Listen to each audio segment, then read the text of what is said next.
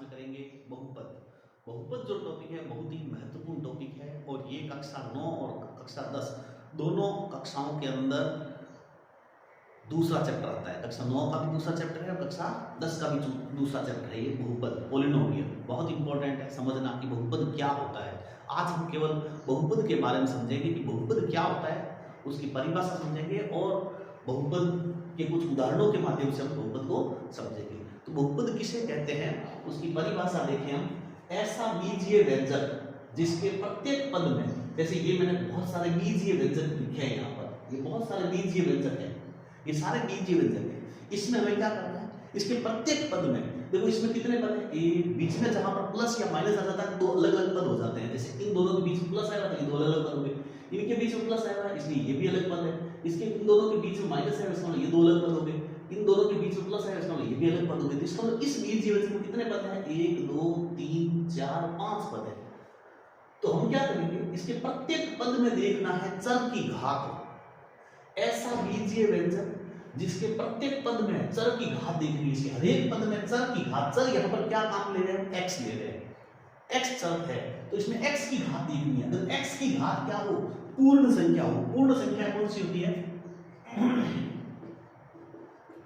Whole numbers. Whole numbers कौन से होते हैं, 0 1 2 3 4 5 6 आगे एक्सेट्रा, ये होल नंबर होते हैं, ये पूर्ण संख्या होती है। आपको इस बीजीय व्यंजक के प्रत्येक पद में चर की घात अगर इनमें से कोई सी भी संख्या है तो वह बीजीय व्यंजक एक बहुपद कहलाएगा। जैसे इस बीजीय व्यंजक में देखें x की घात कितनी है, 4 है, 4 एक पूर्ण संख्या है, पूर्ण संख्या है। x की घात, चर की घात इसमें कितनी है, 3 भी एक पूर्ण संख्या है। इसमें x की घात, सिर्फ हमें x की घात देखनी है, x है इसकी घात देखनी है, इसके आगे गुणांक में क्या है वो नहीं देखना, इसके गुणांक में क्या है वो नहीं देखना, हमें तो इसकी घात देखनी है। तो यहाँ x की घात 4 है, यहाँ x की घात 3 है, यहाँ x की घात 2 है, यहाँ x की घात कितनी है, कुछ भी नहीं है, इसका मतलब 1 है, एक भी एक पूर्ण संख्या है। यहाँ x है ही नहीं, इसका मतलब x की घात कितनी है, 0 है, और 0 भी क्या है, पूर्ण संख्या होती है। इसलिए मैं ये कह सकता हूँ कि इस बीजीय व्यंजक में प्रत्येक पद में, इस बीजीय व्यंजक के प्रत्येक पद में चर की घात, x की घात एक पूर्ण संख्या आती है, इसलिए ये बीजीय व्यंजक जो है वो एक बहुपद है। ऐसे इस बीजीय व्यंजक में देखें, इसमें x की घात कितनी है, 3 भी एक पूर्ण संख्या है, 2 भी एक पूर्ण संख्या है, इसमें x की घात कुछ नहीं, इसका मतलब 1 है, और 1 भी पूर्ण संख्या है, इसमें x है ही नहीं, इसका मतलब x की घात कितनी है, 0 भी एक पूर्ण संख्या है, इसका मतलब ये जो बीजीय व्यंजक है वो भी एक बहुपद है। ऐसे इसमें देखो x की घात कितनी है, 2, इसमें x की घात कितनी है, 1, इसमें x की घात कितनी है, 0 2 1 और 0 सभी क्या है, पूर्ण संख्या होती है, इसलिए ये जो बीजीय व्यंजक है वो भी एक बहुपद है। इसमें x की घात, इसके गुणा में क्या है वो नहीं देखना, गुणांक नहीं, सिर्फ x की घात देखनी है। इसमें x की घात कितनी है, 1 एक पूर्ण संख्या है, इसमें x की घात कितनी है, 0 तो 0 भी एक पूर्ण संख्या होती है, इसका मतलब ये जो बीजीय व्यंजक है वो भी एक बहुपद है। इसमें x की घात कितनी है, 1 तो ये भी एक, ये बीजीय व्यंजक भी बहुपद है। इसमें x है ही नहीं, इसमें x की घात कितनी है, 0, इसका x की घात 0 है, इसका मतलब ये भी 0 क्या होती है, पूर्ण संख्या होती है, इसका मतलब ये भी क्या है, बहुपद है। इसके बारे में थोड़ा बाद में देखेंगे। तो इसका ये सारे बीजीय व्यंजक जो है वो सारे बीजीय व्यंजक क्या है, बहुपद हैं। अब थोड़ा इधर ध्यान दें, देखो इसमें x की घात कितनी आ गई, -2, और -2 एक पूर्ण संख्या नहीं होती है, -2 पूर्ण संख्या नहीं होती है। अगर किसी बहुपद के में चर की घात, x की घात अगर पूर्ण संख्या नहीं है तो वो बीजीय व्यंजक जो है वो बहुपद नहीं होगा। तो ये जो बीजीय व्यंजक है ये बहुपद नहीं होगा। इसमें x की घात कितनी है, 3/2, 3/2 क्या होगी, कोई पॉइंटों की संख्या होगी, 1.5 होगी, और 1.5 या 3/2 कोई पूर्ण संख्या नहीं होती है, इसलिए ये जो बीजीय व्यंजक है वो भी एक बहुपद नहीं है। x की घात क्या है, √5, √5 तो क्या होती है, अपरिमेय संख्या होती है, पूर्ण संख्या नहीं होती है, पूर्ण संख्या के अंदर √5 नहीं आता है, इसलिए ये जो बहुपद है वो भी एक, ये जो बीजीय व्यंजक है ये भी एक बहुपद नहीं है। और इस बीजीय व्यंजक को देखो x की घात आपको +2 दिख रही है, लेकिन ये तो क्या है, इसको थोड़ा सिंपलेस्ट फॉर्म में लिखे हैं, इसको सिंपलेस्ट फॉर्म में लिखें तो ये जो बट्टा में है, हर में है ना, तो हर में आती है, अंश में जाएगा तो x की घात क्या हो जाएगी, ऋणात्मक हो जाएगी, -2 + 5। x इसको मैं ऐसे लिख सकता हूँ, इसको मैं ऐसे लिख सकता हूँ, तो ऐसे जैसे ही इसको लिखोगे तो x की घात क्या आ गई, -2 आ गई। तो -2 एक पूर्ण संख्या नहीं होती है, इसलिए ये जो बीजीय व्यंजक है वो भी एक बहुपद नहीं है।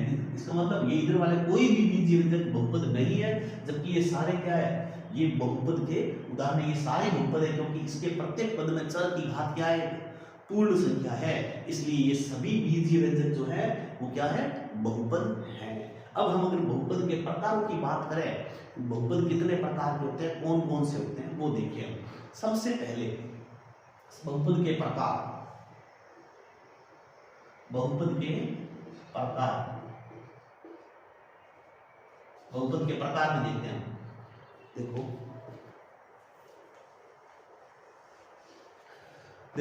ये क्या है, 0 है, तो इसको बोलते हैं शून्य बहुपद। इसको क्या बोलेंगे, शून्य बहुपद।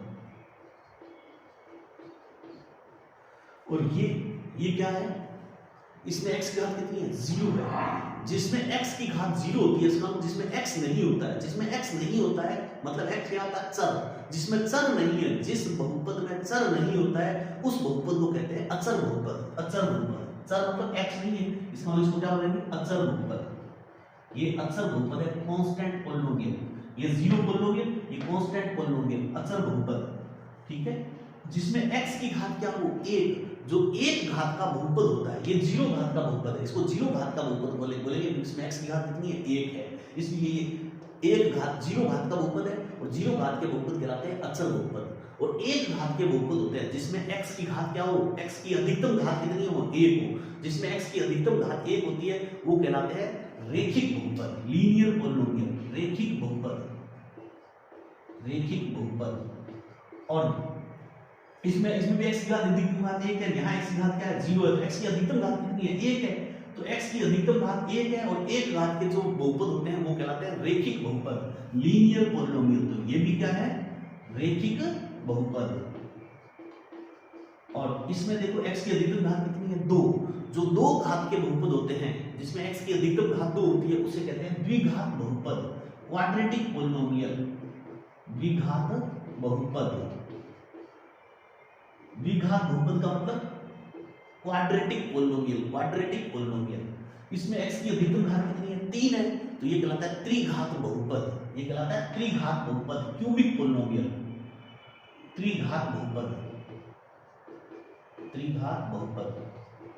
आगे सारे ही अपने ये 4 घात बहुपद कहलाते हैं। 4 घात का अधिकतम घात कितनी है, 4, इसलिए 4 घात का बहुपद है।